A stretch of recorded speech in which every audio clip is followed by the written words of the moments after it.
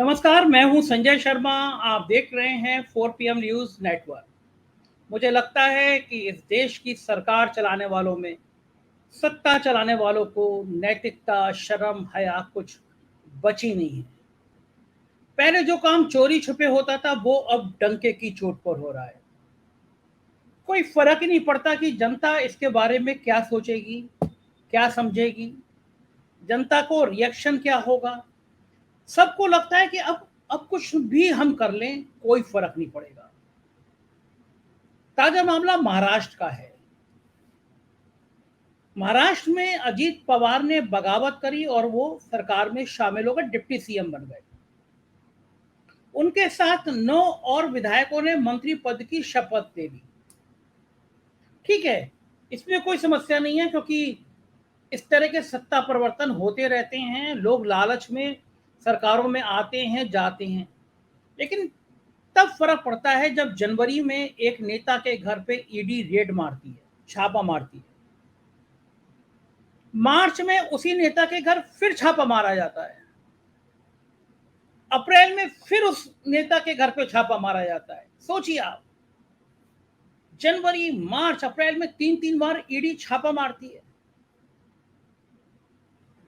दबाव बनाती है, परेशान करती है,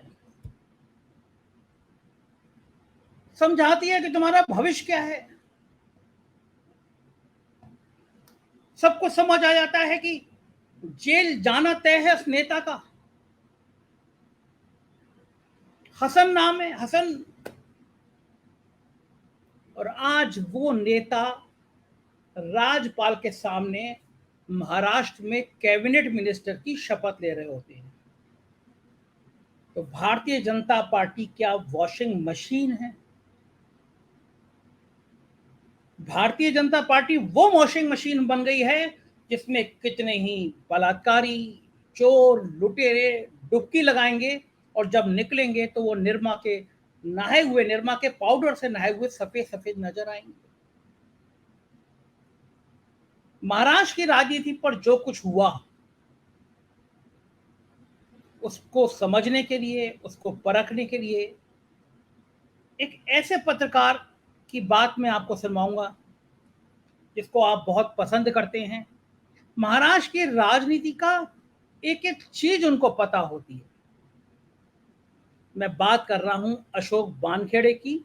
अशोक वानखेड़े ने आज बहुत तीखी बात की है इस भ्रष्टाचार के मामले में कि जैसे जैसे 2024 आएगा वैसे वैसे इनका गलतियां करने का प्रमाण बढ़ेगा और हर गलती के साथ इनको लॉस होगा।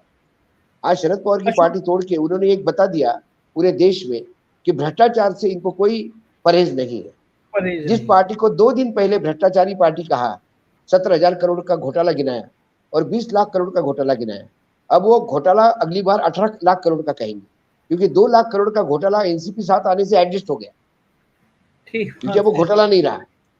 तो घोटालेबाज का जो 17,000 करोड़ के घोटाले के तथाकथित महानायक अजित पवार, जिनको चक्की पिसिंग बोला था, अब उनके साथ ये नोट पिसिंग हो गया। तो ये अशोक वानखेड़े जी की बात थी जो अशोक वानखेड़े ने कहा है। लेकिन इन भ्रष्टाचारियों को जेल भेजने के लिए, इन भ्रष्टाचारियों को सलाखों के पीछे भेजने के लिए एक शख्स ने देश के छाती पे हाथ मारा। मैं उन साहेब का पहले आज वो लाइनें आपको सुनवा रहा हूं जिससे आपको समझ आ जाए कि आपके देश का प्रधानमंत्री, आपके देश के माननीय यशस्वी प्रधानमंत्री मंच पर जो कहते हैं वो झूठ होता है। क्योंकि झूठ नहीं होता तो मैं अभी उन नेताओं के भ्रष्टाचार के कारनामे आपको बताऊंगा और उसके बाद अशोक वानखेड़े की पूरी बात सुनवाऊंगा। पहले आप माननीय प्रधानमंत्री जी का ये भाषण सुनिए जिसमें वो कह रहे हैं कि भ्रष्टाचारी जेल जाएंगे और हकीकत में आज भ्रष्टाचारी मंत्रिमंडल में शपथ ले रहे हैं। सुनिए प्रधानमंत्री। अगर उनकी घोटाले की गारंटी है तो मोदी की भी एक गारंटी है।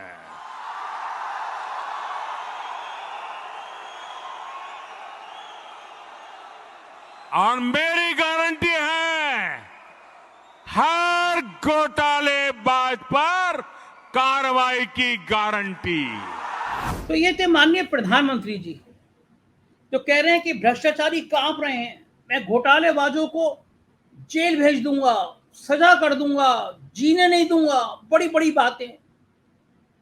आज जो 9 लोगों को महाराष्ट्र में कैबिनेट मिनिस्टर की शपथ दिलाई गई, उसमें भुजबल पवार, छगन भुजबल, उज्जवल पवार मैं इसलिए कह रहा हूं कि दोनों पवारों के बड़े करीबी रहे हैं वो, शरद पवार और अजीत पवार, तो मैं उनको छगन भुजबल पवार ही कहूंगा। उनको वो जेल में जा चुके हैं, लंबे समय तक जेल में रहे। उनके मंत्री बनने पर भाजपा ने बहुत ज्यादा हल्ला मचाया था, हाई कोर्ट से जमानत मिली। भुजबल के खिलाफ एंटी करप्शन ब्यूरो की रिपोर्ट के आधार पर ईडी ने मामला दर्ज करके 2016 में उन्हें गिरफ्तार किया था। 2018 में 2-2.5 साल के बाद उनको जमानत मिली। हसन मुश्रीफ भी ईडी की रडार पर रहे हैं। एकनाथ शिंदे की सरकार में कैबिनेट मंत्री बने। कोल्हापुर के इस नेता पर सर सेनापति संताजी शुगर फैक्ट्री लिमिटेड और उनके परिवार से जुड़ी कंपनियों के कामकाज में तरह तरह के भ्रष्टाचार के आरोप हैं। ईडी जांच कर रही है। अदालत में जानबूझकर फंसाने का प्रयास, इस तरह की बातें करी थी हसन ने, लेकिन सबको पता है कि लगातार ईडी छापे मार रही थी। अदालत में उन्होंने ये कहा कि उनको साजिशन फंसाया गया है, उनके बेटों को परेशान किया जा रहा है, ईडी की जांच की जा रही है। लेकिन इसी 11 जुलाई तक जमानत, अप्रैल में महीने में उनकी अग्रिम जमानत याचिका मुशर्रफ की विशेष अदालत ने खारिज कर दी थी। इसके बाद वो हाई कोर्ट गए और हाई कोर्ट ने 2 हफ्ते अंतरिम राहत बढ़ाकर 11 जुलाई तक कर दी थी और 11 जुलाई को जमानत के लिए दोबारा जाते, उससे पहले वो मंत्री बन गए। जाहिर है अब ईडी उनको सलाम करेगी और कहेगी हजूर अब आप हमारी पार्टी में आ गए हैं, हमारी पार्टी मतलब भारतीय जनता पार्टी में आ गए, तो काय की जांच और कैसी जांच। ये कोई पहला मामला अकेले इनका नहीं है। अजीत पवार पे खुद भ्रष्टाचार के तमाम आरोप रहे हैं। कभी अजीत पवार के साथ महाराष्ट्र के गृह मंत्री रहे हैं दिलीप बसले पाटिल, उससे पहले कांग्रेस में थे। मुंबई के पुलिस कमिश्नर परमवीर सिंह ने अनिल देशमुख पर जब 100 करोड़ की घूस लेने का आरोप लगाया था, तो देशमुख के इस्तीफे के बाद गृह मंत्री बने दिलीप, महाराष्ट्र विधानसभा के स्पीकर भी। तमाम ऐसे नाम हैं, मैं किस किस के नाम बताऊं। तमाम ऐसे लोग हैं जो भ्रष्टाचार के आरोप में घिरे हुए हैं, लेकिन इस सरकार में मिनिस्टर बन गए। आप सोचिए, ईडी छापा मार रही है, 1 छापा, 2 छापा, 3 छापा और फिर मिनिस्टर बन जा रहे हैं। मैं माननीय चंद्रचूड़ साहब से, माननीय सुप्रीम कोर्ट से पूछना चाहूंगा कि ये सब आप भी देख रहे हैं, आपकी जानकारी में भी मुकदमा पेंडिंग है या आपके यहाँ महाराष्ट्र का चल ही रहा है। ईडी इस तरह की गुंडागर्दी कर रही है देश में, सेंट्रल एजेंसी इस देश की गुंडागर्दी कर रहे हैं देश में, तो माननीय न्यायमूर्ति जी को पूछना चाहिए कि क्या अब ईडी उसी स्पीड से जांच करेगी, इन नेताओं की जांच करेगी, इन्हें गिरफ्तार करेगी या इन्हें क्लीन चिट मिल जाएगी। हम जरूर देखेंगे इस देश के लोकतंत्र को, लोकतांत्रिक व्यवस्थाओं को, लेकिन जो अशोक वानखेड़े ने कहा है वो बहुत चौंकाने वाला है। अशोक वानखेड़े ने जो महाराष्ट्र की राजनीति पे बोला है वो बहुत चौंकाने वाला है। सीधे चलता हूं अशोक वानखेड़े जी के पास। स्वागत है अशोक जी। और मुझे आज जब सत्ता परिवर्तन हुआ तो मुझे आपकी एक बात याद आई थी। आपने कहा था कि महाराष्ट्र में जो सीन चल रहा है, बीजेपी को 3-4 सीटें मिल जाए तो बहुत मुश्किल होगा कि 3-4 सीटें आ जाए, लेकिन बीजेपी ने दिखा दिया, साहब ने और छोटे साहब ने दिखा दिया दांव किसे कहते हैं। अब क्या लग रहा है आपको, अब तो बीजेपी की बम बम हो जाएगी महाराष्ट्र में?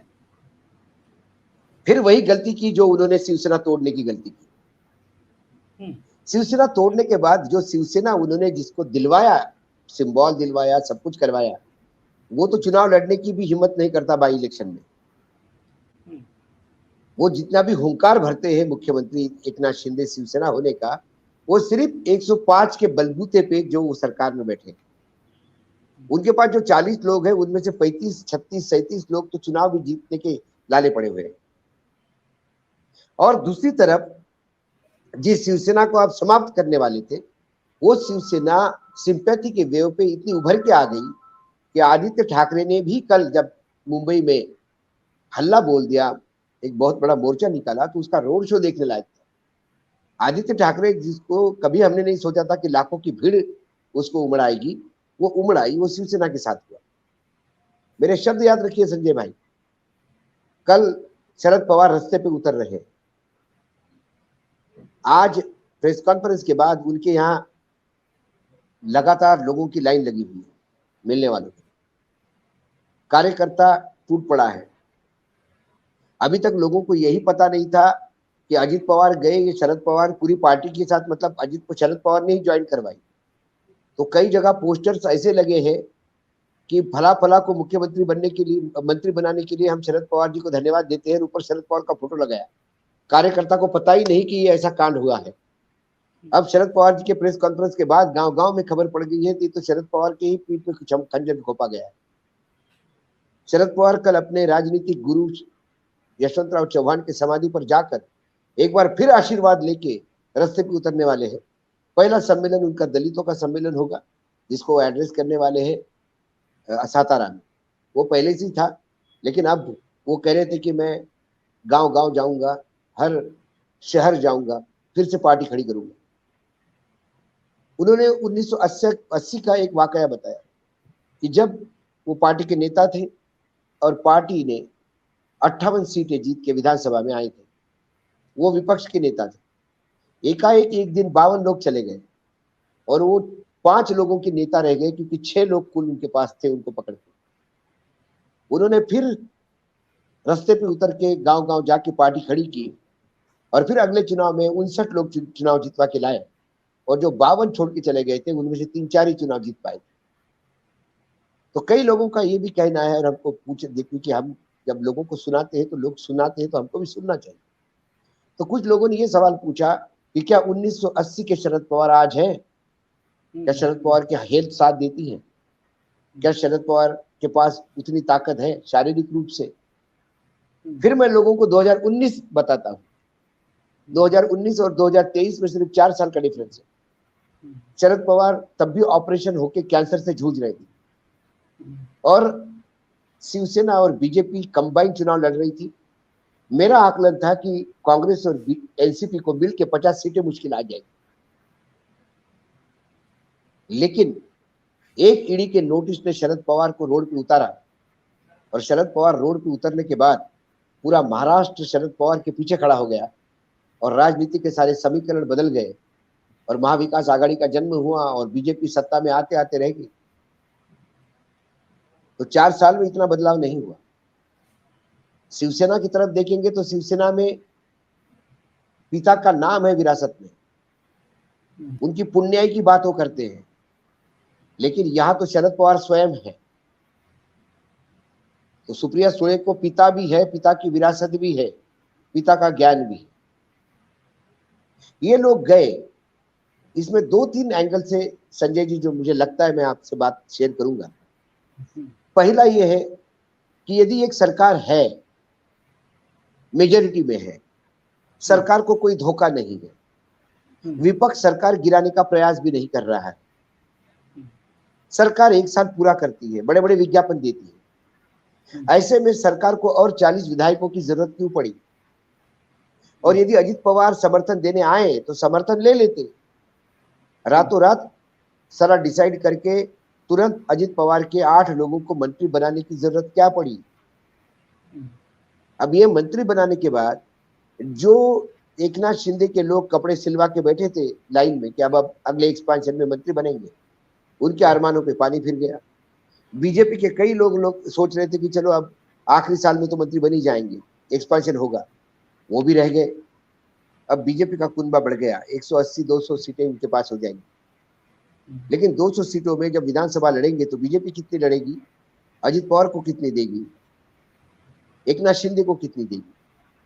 या बीजेपी जो सबसे बड़ी पार्टी होने का दावा करती है और अपने बलबूते पे सरकार बनाने का दावा करती है, जो सपना था, क्या इन सबको साथ में लेके पूरा हो पाएगा? सवाल ये, या कहीं ये तो नहीं होने वाला है कि एकनाथ शिंदे के 40 अब बर्डन हो गए हैं, एकनाथ शिंदे बर्डन हो गए हैं। स्पीकर यदि 16 लोगों को डिस्क्वालीफाई करते हैं तो वो 16 के साथ बाकी जो 24 है उनके ऊपर भी तलवार लटकेगी डिस्क्वालिफिकेशन की, क्योंकि आंकड़ा फिर गड़बड़ा जाता है। ऐसे में 39 जाएंगे तो इन 40 की पहले एडजस्टमेंट हुई है। क्या एकनाथ शिंदे को मुख्यमंत्री पद से इस्तीफा देना पड़ेगा डिस्क्वालिफिकेशन होने के बाद? उनके जगह पे क्या अजित पवार को मुख्यमंत्री बनाया जाएगा? क्योंकि अजित पवार ने इतनी बड़ी रिस्क ली, तो कहीं मुख्यमंत्री बनने के लिए तो रिस्क नहीं ली, ये बात भी होती है। और तीसरी संभावना है, मंत्री पद लेने वाले तमाम ईडी के रडार पे है, ईडी के नोटिस प्राप्त लोग हैं, उनका स्पेशल क्वालिफिकेशन यही ईडी के रडार पे होना है। मुशर्रफ साहब कोल्हापुर वाले, उनके पास तो अभी ईडी की रेड चल हुई है, कुछ सप्ताह भी नहीं है। प्रफुल्ल पटेल ईडी के रडार पे है, नोटिस मिल चुके हैं। अजित पवार स्वयं है, छगन भुजबल स्वयं है, तटकरे स्वयं है। तो जिन तटकरे के खिलाफ इतना बड़ा भ्रष्टाचार का मामला उठाया, आज वही तटकरे की बेटी को आपको मुख्यमंत्री मंत्री बनाना पड़ रहा। छगन भुजबल को तो आपने जेल में डाला, फिर आपने मंत्री बनाया अभी आपके कोटे में। पहले बन गए थे तो आपने बड़ा क्रिटिसाइज किया था। मुशर्रफ के खिलाफ आपने फ्रंट खोला था। मुझे सबसे दयनीय स्थिति यदि महाराष्ट्र में आज किसकी दिख रही है कि जो आदमी घर से निकलने में डर रहा होगा, वो किरीट सोमैया है। इन तमाम लोगों के खिलाफ किरीट सोमैया ने प्रेस कॉन्फ्रेंसेस ली है, इनको जेल में भेजने की बात कही है। आज वो मंत्री है, किरीट जी को उनके सामने नमस्ते करना पड़ेगा। इसकी ज्यादा दयनीय स्थिति किरीट सोमैया की नहीं। तो कुल मिला के क्या ईडी के डर से ये लोग आए, या फिर नरेंद्र मोदी जी को 2024 की हार दिखाई दे रही है, इसलिए वो किसी भी हालत में शरद पवार को तोड़ना चाहते थे? क्योंकि शरद पवार कहीं ना कहीं एक दुआ बन रहे थे विपक्ष की पूरी लामाबंदी में, और महाविकास आघाड़ी के वो पितृपुरुष थे, वही एक धागा थे पूरे माला में महाविकास आघाड़ी के। यदि उसी पे चोट की जाए तो हम शायद शरद पवार को डिप्रेशन में लाएंगे या हतोत्साहित करेंगे। क्या केंद्र के नेताओं की ये सोच शरद गलत साबित कर देंगे? उसके बाद वो सम्मेलन बुलाने वाले, उन्होंने कहा कि मैं कोर्ट जाऊंगा ही नहीं, क्योंकि उन्हें पता है कोर्ट कैसे बिहेव करेंगे। मामला इलेक्शन कमीशन में जाएगा, इलेक्शन कमीशन ने जो एकनाथ शिंदे के साथ किया वही करेंगे। सर्वोच्च न्यायालय ने एकनाथ शिंदे की सरकार को ही गलत सरकार बताई है, तो फिर एकनाथ शिंदे की पार्टी सही पार्टी कैसी हो सकती है? लेकिन इलेक्शन कमीशन कोई जवाबदेही है नहीं, इसलिए इलेक्शन कमीशन कोई जवाब देगा नहीं। लेकिन जनमानस महाराष्ट्र का इस बात को समझ चुका है अच्छी तरह से। शरद पवार यदि 2019 को भी रिपीट करते हैं, फिर से रास्ते पे उतर के खड़े हो जाते हैं, तो 2019 में ये जो 58 लोग जो चुनाव जीत के आए, 55 लोग, उनमें से जो आज 40 लोगों के आसपास अजित पवार के साथ गए हैं, उन 40 में से 35 ऐसे हैं कि जिनकी जीत मात्र शरद पवार जी के स्वयं के जाने से सुनिश्चित हुई थी। क्या वो शरद पवार, एक तो दूसरी बात है कि शरद पवार की पार्टी पे ये भी आरोप लग रहा था कि जो वर्तमान में विधायक है, उनके दादाजी विधायक हुआ करते थे, पिताजी विधायक थे, ये विधायक है और अब बेटा के पोस्टर लग रहे हैं युवा सम्राट। ये कब तक इनका ये सामंतों को कब घर बिठाएंगे? शरद पवार को पार्टी की जैसी सांप अपनी स्किन उतारता है और एक नए कलेवर के साथ चमचमाता हुआ बाहर आता है। शरद पवार के लिए गोल्डन चांस है कि ये जो पार्टी के जिन लोगों को वो विसर्जित करना चाहते थे, घर बिठाना चाहते थे, राजनीतिक कंपल्शन के कारण नहीं बिठा पाते, वो खुद ही घर बैठने की तैयारी में है। इसलिए शरद पवार ने अपने भाषण में एक बात, प्रेस कॉन्फ्रेंस में एक बात कही, मुझे चिंता मेरी या किसी और की नहीं है, मुझे तो चिंता इनकी है जो गए। क्योंकि इतिहास है, जब जब छोड़ के लोग गए चुनाव जीत के वापस नहीं आए, चाहे सेना छोड़ के चले गए, चाहे एनसीपी छोड़ के चले गए, वो चुनाव हारे ही है। क्योंकि महाराष्ट्र की जनता छत्रपति शिवाजी के टाइम से गद्दारों से परेशान, इसलिए साथ छोड़ जाना ये गद्दारी मानते। शरद पवार ने तो भतीजे के इतना बोलने के बाद भी पार्टी से तो निष्कासन नहीं किया, फिर भी पार्टी में उसको रखा, सम्मान का पद दिया, लीडर ऑफ अपोजिशन, जो सबसे बड़ा जो शाडो मुख्यमंत्री है, आने वाले समय का मुख्यमंत्री का चेहरा थे। सब कुछ होने के बाद यदि उनको जेल जाने से डर है, या फिर लोग तो हंसी मजाक में कहते हैं कि छगन भुजबल ने अजित पवार को बता दिया होगा कि मैं 2.5 साल जेल में रहा, वही मुझे पता है जेल की तकलीफ क्या होती है। उसको देख लिए मलिक, वो अभी भी जेल में पड़ रहा है। आपको जेल में रहना है या साथ में रहना है तो अपन सरकारी में रह के ज्यादा अच्छा काम कर सकते हैं। जो एकनाथ शिंदे ने किया, जो अजित पवार ने किया। तो कुल मिला के महाराष्ट्र की सरकार अब और ज्यादा असुरक्षित हुई है। एकनाथ शिंदे को लगता है कि अजित पवार को ला के मुझे सेटल करने का प्रयास किया। अजित पवार बार बार लगेंगे कि इनके पास मेरी जरूरत तो है नहीं, जबरदस्ती इन्होंने मुझे गले तो लगाया, लेकिन ज्यादा ऊंच नीच हो जाए तो मुझे कभी भी ये साइड को छिटका सकते हैं, क्योंकि इनको मेरी जरूरत नहीं है, इनके पास मेजोरिटी है। इसमें लड्डू सिर्फ बीजेपी के हाथ में है। बीजेपी दोनों को नचा रही है और लोग नाच रहे हैं। लेकिन ये सत्ता का खेल विधानसभा के पटल तक ही रहता है। जब चुनाव में जाएंगे तो वहां क्या होगा? क्या अजित पवार शरद पवार के सामने ये बताएंगे कि मेरे चाचा जिनकी उंगली पकड़ के मैं राजनीति में आया वो गद्दार है, वो गलत आदमी है, वो देश का विकास नहीं चाहते, महाराष्ट्र का विकास नहीं चाहते? तो क्या अजित पवार इस कंडीशन पे गए हैं इस सरकार में कि जो 2-4 बड़े प्रोजेक्ट गए हैं गुजरात में, जो चोरी की है गुजरात में, डकैती करी है महाराष्ट्र में, वो प्रोजेक्ट वापस आ जाएंगे? इस कंडीशन में यदि अजित पवार गए होंगे तो महाराष्ट्र का भला होगा क्या? जो अभी ऑफिसेस लगातार महाराष्ट्र के मुंबई के कार्यालय, बड़े बड़े केंद्रीय एजेंसीज के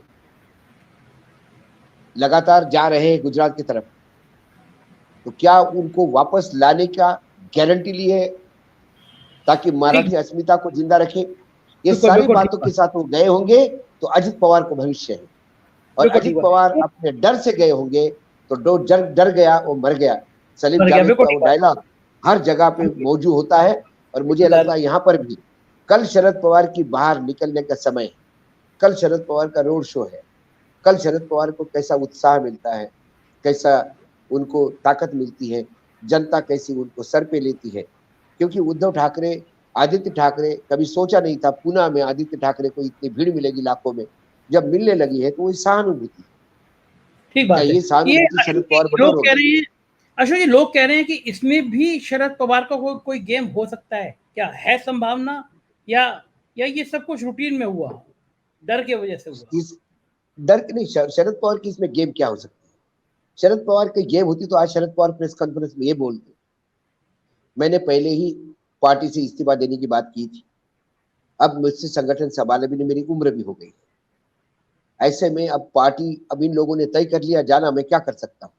ठीक है भाई, जाओ, समर्थन दो, यही कह सकता हूँ, मेरा आशीर्वाद है आपसे। ये कहते तो कहते हैं कि शायद शरद पवार ने भेजा, लेकिन 2-3 नाम मुझे समझ में नहीं आते जो मेरे लिए भी पहेली बनी हुई है। छगन भुजबल ईडी के रडार पे है, फिर भी बहुत खास माने जाते थे, वो क्यों गए? प्रफुल्ल पटेल भी ईडी के रडार पे थे लेकिन बहुत खास माने जाते थे, वो गए। तो चलो ईडी के डर से गए। एक वहां पे दिलीप वळसे पाटिल नाम के एक सज्जन गए, उनके बारे में कहावत है महाराष्ट्र में, वो सास भी शरद पवार को पूछ के लेते, इतने शरद पवार के क्लोज माने जाते थे। वो क्यों गए ये समझ के परे। शरद पवार के पास क्या बचा है? 2 सांसद बचे हैं, एक उनकी बेटी सुप्रिया सुळे और एक सातारा के सांसद श्रीनिवास पाटिल, जो एक ब्यूरोक्रेट थे, जिन्होंने उन्हें सांसद बनाया, बाद में गवर्नर बनाया, फिर सांसद बनाया। और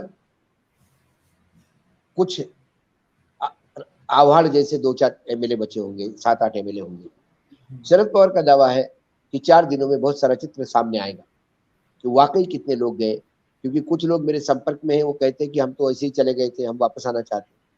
तो उन्होंने कहा कि वो 4 दिनों में मुझे भी समझ में आ जाएगा कौन है कौन नहीं है, लेकिन जो गए उनके लिए मैं चिंता व्यक्त कर रहा हूं, उनका क्या होगा? पार्टी का सवाल है तो पार्टी तो मैं फिर से खड़ी करूंगा, और पार्टी ऐसी मैंने कई बार खड़ी की है और खड़ी करवाना जानता हूँ। साथ में महाविकास, अशोक जी, आपने कहा था कि बीजेपी को संख्या 10 से नीचे रह जाएगी, 5-6 पे अटक जाएगी लोकसभा में। क्या आज भी इन बदली हुई परिस्थितियों के बाद में भी आपको लगता है कि भाजपा 5-6 तक सीमित रह जाएगी, या अब बीजेपी को बहुत ज्यादा फायदा होगा? कोई फायदा नहीं होगा, बीजेपी को नुकसान होगा। क्योंकि ये जो 2 सांसद है उनके पास जो गए हैं, वो शरद पवार के सामने खड़े होकर क्या चुनाव जीत पाएंगे, ये सवाल। सबसे बड़ा सुनील तटकरे, ये अजित पवार के आदमी है, कोकण से आते, वो ईडी की मजबूरी में गए, वो जीत के भी आएंगे तो एक ऐड होगा, दूसरा कोल्हे, क्या कोल्हे अपने बलबूते पे सरकार चुनाव जीत पाएंगे? क्या बीजेपी कोल्हे को चुनाव जितवाने के लिए अपना उम्मीदवार वहां शहीद करेगा? जिस तटकरे के खिलाफ बीजेपी लड़ाई लड़ रही थी, बारामती पे कब्जा करने के लिए बीजेपी ने अपनी कई ताकत झोंक दी। क्या अजित पवार के खिलाफ बीजेपी अब लड़ेगी या अजित पवार को बारामती में समर्थन करेगी?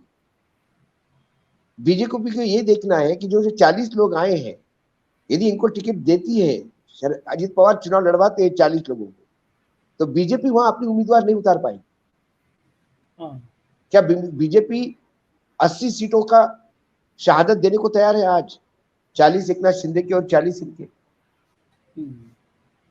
कई गणित है अब जो बीजेपी में भी बड़े उलझ गए। आपने तोड़ने के लिए अजित पवार को, आपने तोड़ने के लिए सेना को समाप्त करने के लिए सेना तोड़ी, सेना पूरी ताकत के साथ उभर के आई। आपने अजित पवार को तोड़कर शरद पवार को कमजोर करने का प्रयास किया। सब शरद पवार यदि पूरी ताकत के साथ फिर से उभरते हैं तो फिर क्या कहेंगे आप इसको? नुकसान कहेंगे या प्रॉफिट कहेंगे? हाँ, फिर तो नुकसान ही होगा। लेकिन ये अशोक जी, जिस तरह ये ईडी का प्रयोग किया जा रहा है 2024 से पहले, कभी तेजस्वी के खिलाफ, कभी शरद पवार के खिलाफ, साथियों के खिलाफ, तो ये क्या अभी और तेज होगा? और होगा तो और असर तेज क्या होगा, और तेज होगा। देखिए, ईडी का असर, जब तक ईडी के नाम से ममता घर नहीं बैठ जाती, ममता बनर्जी, आरजेडी घर नहीं बैठ जाती, जनता दल यूनाइटेड घर नहीं बैठ जाता, शरद पवार स्वयं घर नहीं बैठ जाते, उद्धव ठाकरे स्वयं घर नहीं बैठ जाते, तब तक बीजेपी के लिए संकट बरकरार है 2024 का। केजरीवाल या केसीआर कोई बड़े नहीं है, छोटे छोटे राज्य हैं, इतना इंपैक्ट नहीं होगा। जो केसीआर आप और हम जानते हैं कि मोदी मोदी करते थे कि मोदी को घर बिठाना है, अब मोदी की जय जयकार बोलने लगे हैं, क्योंकि बेटी कविता को एक बार क्या बुला लिया तो ये अपने आप को समझने वाला जो तेलंगाना का टाइगर है, ये कब बिल्ली बन गया पता ही नहीं पड़ गया। वही केजरीवाल के बदलते सूर जेल में जाने से वो भी डर रहे हैं, लेकिन क्या बाकी जगह लोग डर रहे हैं? क्या स्टालिन डरेंगे क्या? तमिलनाडु एक बड़ा राज्य है, कर्नाटक एक बड़ा राज्य है, बंगाल एक बड़ा राज्य है, बिहार एक बड़ा राज्य है। यूपी में क्या अखिलेश डरेंगे क्या या लड़ेंगे? उनकी भी ताकत है, 125 एमएलए है उनके पास, 44 से 125 पे पहुंचे हैं, ताकत तो बड़ी है उनकी। तो क्या वो डरेंगे क्या? उनके डरने से इंपैक्ट होगा। मध्य प्रदेश में वैसी हालत बुरी है, ईडी वीडी का प्रकोप कुछ नहीं कर पा रहा है। वही राजस्थान में ईडी का प्रकोप कुछ नहीं कर पा रहा है। ना ईडी के नाम से वसुंधरा डर रही है, ना ईडी के नाम से अशोक गहलोत डर रहे हैं। तो पार्टी के भीतर और पार्टी के सामने ईडी कुछ नहीं कर पा रही है, ये बड़ा संकट है राजस्थान में। मध्य प्रदेश में भी यही संकट है। तो कुल मिला के 220-200 की सीटें जो है वो 280-290 होती दिखाई नहीं दे रही। एक प्रयास किया, लेकिन महाराष्ट्र में बार बार मैं कह रहा हूं, जब आप फ्रस्ट्रेशन में, अब खिसियापन दिखा के जब प्रयास करते हो, अक्सर गलतियां करते हो। मैं कई बार कई प्रोग्राम में बोल चुका हूं कि जैसे जैसे 2024 आएगा वैसे वैसे इनका गलतियां करने का प्रमाण बढ़ेगा और हर गलती के साथ इनको लॉस होगा। आज शरद पवार की पार्टी तोड़ के उन्होंने एक बता दिया पूरे देश में कि भ्रष्टाचार से इनको कोई परहेज नहीं है। जिस पार्टी को 2 दिन पहले भ्रष्टाचारी पार्टी कहा, 17,000 करोड़ का घोटाला गिनाया और 20 लाख करोड़ का घोटाला गिनाया, अब वो घोटाला अगली बार 18 लाख करोड़ का कहेंगे, क्योंकि 2 लाख करोड़ का घोटाला एनसीपी साथ आने से एडजस्ट हो गया, क्योंकि अब वो घोटाला नहीं रहा। तो घोटालेबाज का जो 17,000 करोड़ के घोटाले के तथाकथित महानायक अजित पवार, जिनको चक्की पिसिंग बोला था, अब उनके साथ ये नोट पिसिंग हो गया, नोटों के साथ खेल रहे। तो कुल मिला के हाँ, अभी अजित पवार के एमएलए की दुख जरूर है कि कुछ ऐसे जोक्स चल रहे हैं मार्केट में, जो कह रहे हैं देखो साहब, शिंदे साहब गए तो कितना बढ़िया हुआ, सूरत गए, फिर हम वहां गए, गुवाहाटी गए, कितना बड़ा भ्रमण हुआ, फिर पहाड़ी देखने को मिली, जंगल देखने को मिले, बड़े बड़े होटल देखने को मिले। ये आपने क्या कर दिया, सुबह बुलाया और उधर बिठा दिया, बिना कुछ देखे, बिना कुछ एंजॉय किए। ये हो गया, ये हमारा दुख है। तो ऐसे कई अब मीम्स चल रहे हैं मार्केट में। कुल मिला के मुझे लगता है कि महाराष्ट्र की सरकार 200 का आंकड़ा होने के बाद भी सबसे ज्यादा असुरक्षित मुझे अभी दिखती है। अजित पवार भी असुरक्षित है क्योंकि शिंदे का चेक सामने है, शिंदे असुरक्षित है क्योंकि अजित पवार का चेक सामने है, और ये दोनों असुरक्षित है तो फिर सरकार सुरक्षित कहाँ है? बहुत बहुत बहुत सही बात कही आपने, बहुत ही सही बात कही। शुक्रिया अशोक जी, आपने इतने व्यस्त समय से आज तमाम टीवी चैनल पे आप समय से छाए हुए हैं लगातार हर आदमी, क्योंकि आप महाराष्ट्र की इतनी पकड़ रखते हैं इसलिए हर जगह मुझे पता है आपका आगे भी शेड्यूल है। आपने अपना कीमती समय दिया, शुक्रिया, बहुत बहुत शुक्रिया अशोक जी आपका, थैंक यू। तो ये थे अशोक वानखेड़े जी, बता रहे थे और कह रहे थे भारतीय जनता पार्टी नुकसान में रहेगी। जिस तरह शिवसेना के साथ किया नुकसान हुआ, उसी तरह अब अगर एनसीपी के साथ करने का नुकसान हुआ, शरद पवार के जनता में निकलने का फायदा मिला, तो शायद भाजपा को ये दांव उल्टा पड़ जाएगा। देखते रहिए 4 PM, राजनीति की हर खबर पर हमारी निगाह रहेगी। शुक्रिया, थैंक यू।